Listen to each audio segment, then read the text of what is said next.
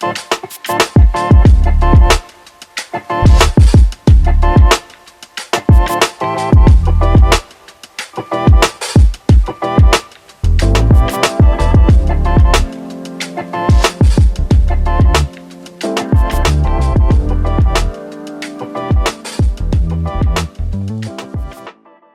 my name is Juliana Smith.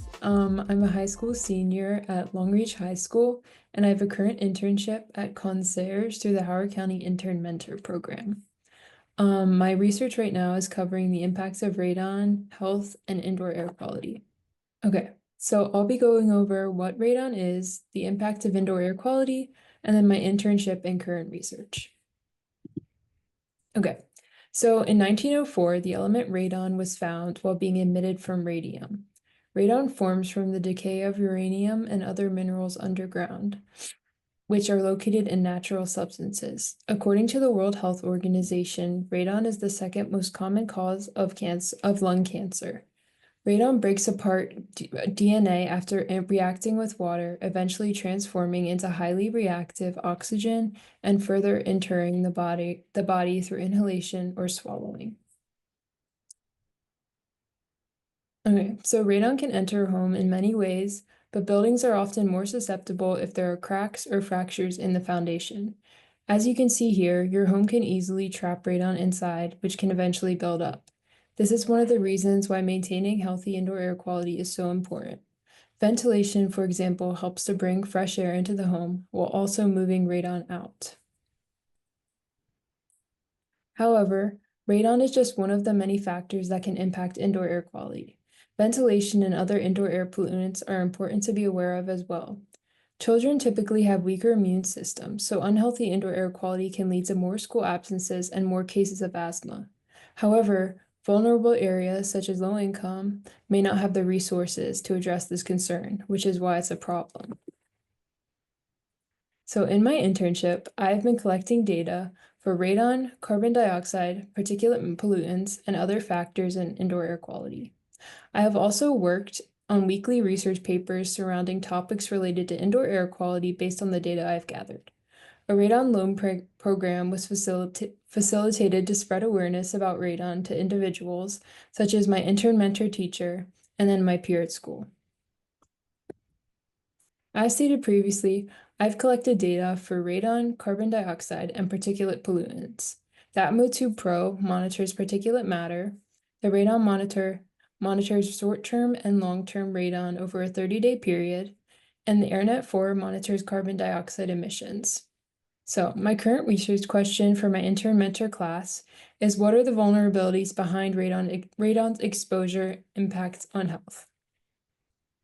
And I'm hypothesizing that socioeconomic status, location, and building conditions are all three factors that can impact how much radon is being exposed.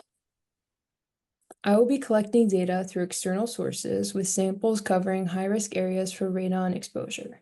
The data will also include environmental data such as radon zone maps and local climate databases to access the vulnerabilities.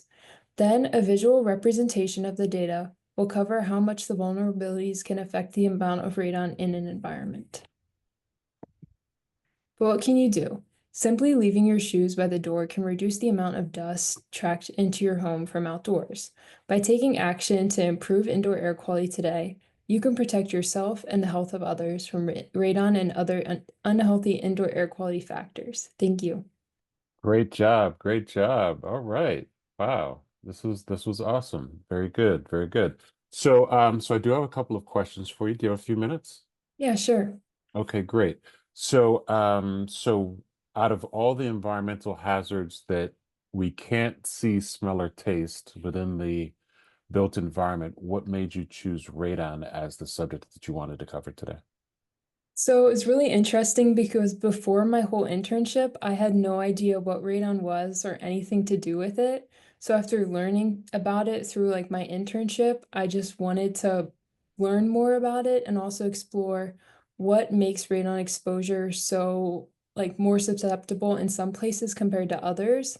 Like I noticed even just from collecting data on my own that like the particulate matter and the carbon dioxide emissions were so much higher at school compared to my own home. So as part of this process, you also monitored your own home for radon, is that right? Yeah. hmm And what was the conclusion there? So my levels in my home were honestly really low, which is a good thing. And it also like made me aware that we do have like good ventilation and good filtration systems in our home that probably monitor radon or make radon leave if it is being brought into the house for any reason.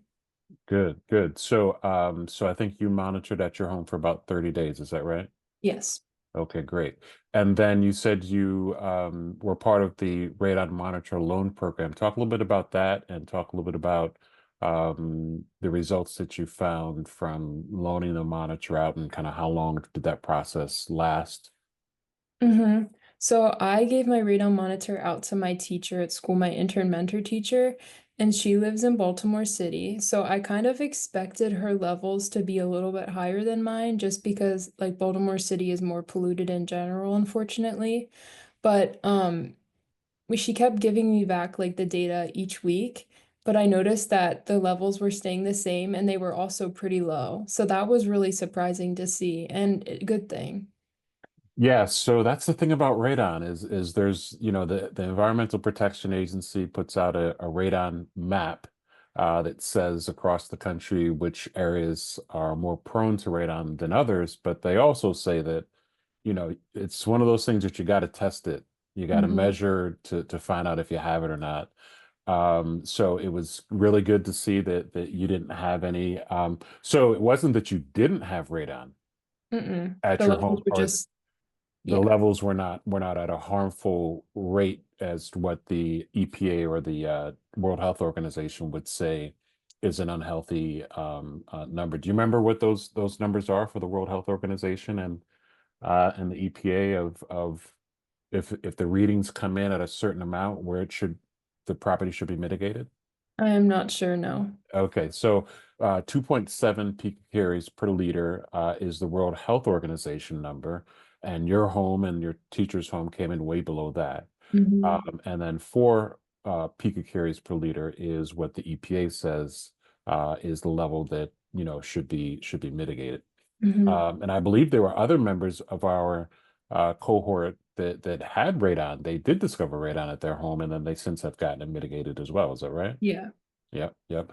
So what I've learned as well, and I think you've been researching the same thing, is that pretty much every building that touches the ground should be measured for Yeah. radon, whether it's a school, an office, faith-based organization, a home. If it touches the ground, it should be measured. So, okay, so you loan the monitor to your teacher, and then now do you have another person that you've loaned the monitor out to?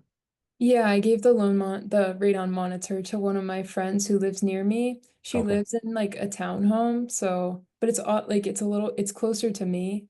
hmm So hmm it would be interesting to see how her levels are. And I know the home is like relatively new, so Okay. that might also play a factor into it. It'll be very interesting. I live in Randallstown, Maryland, and my zip code is deep dark red according to the EPA radon map. And actually, Howard County is deep dark red according to the EPA map as well. So it's interesting to see that some buildings have high number, and Baltimore City is like yellow. They Yeah. have a strip down like the center of the city down Charles Street that's red, but aside from that, it's like yellow. So it's good to see that the numbers are there. So talk a little bit about some of the other air quality monitors that you've been using and measuring, and kind of what has that experience been like for you? Yeah, so I used the AirNet 4, which monitored the carbon dioxide emissions, which is important because of ventilation. And it also measured humidity and temperature in the home. Hmm So I learned like one of the one of the earliest things I learned in my internship was that just simply like opening a window helps so much to like bring the carbon dioxide emissions to a healthy range and that like filtering air constantly throughout the home, even if it's a little cold out, it's really important. That's right. That's right. So, So you're a senior, you're headed off to college next year. Have you made your selection yet or not yet? I'm not completely sure yet. I'm thinking about University of Delaware, but we'll Okay. see. Okay. Has this research maybe changed what you think about maybe majoring or minoring in school, or are you pretty much focused on what you want to study? Yeah. So I was previously just planning on doing some kind of engineering, but I think now I kind of want to focus on both engineering and public health because like indoor air quality has really like been something that I've started to become more and more passionate about. And I also think like public health kind of connects that to like engineering and making or creating new solutions to healthy indoor air quality. That's right. That's right. All right. Well, this has been awesome. You did a great job. You've been an awesome mentee throughout the program, and I wish you all success. And I appreciate your time and your subject matter expertise that you've really acquired during this internship program. So this is great. Thank you. Thank you for your time. My pleasure. Have a good one. You too. All right, bye-bye.